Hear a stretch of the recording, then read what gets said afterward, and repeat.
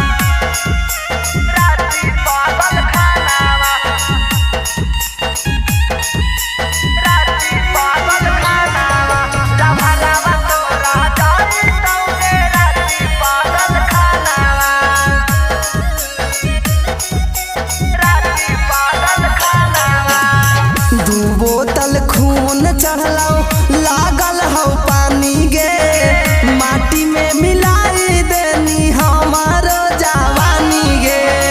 Mummy papa रो बगल साटी के हमारा छातिया, काहे लगे कहनी जाना ये तना दूरा गतिया। दू बोतल खून चढ़लो लागल हो पानी गे, माटी में मिलाई देनी हमारो जवानी गे।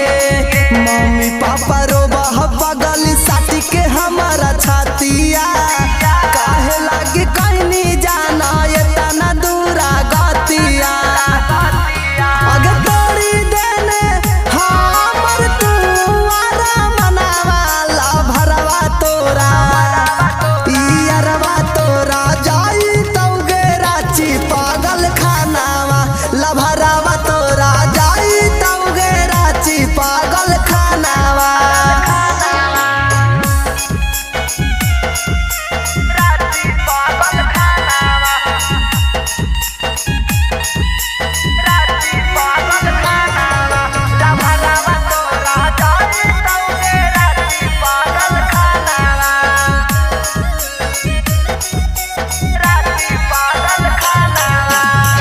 डॉक्टर जवाब दिया लगा हो कर दे गरे फरगे, सपना तुम पूरा करना कफन एगो दे करगे। रौशन के जिंदगी पगली हो गे लव बर्बाद गे, अपने तू हो जाइमी पियावा संग आबाद गे। डॉक्टर जवाब दिया लगा हो कर दे गरे फरगे, सपना तुम पूरा करना कफन एगो दे करगे। रौशन के जिंदगी पगली हो गे लव बर्बाद गे, अपने तू हो जाइमी पियावा संग आबाद गे। की परम संगे आली गे हमर जनवा ला भरवा तोरा, इयरवा तोरा जाई तौगे राची पागल खानावा। ला भरवा तोरा जाई तौगे राची पागल खानावा। ला भरवा तोरा। Mix by Puja Yadav.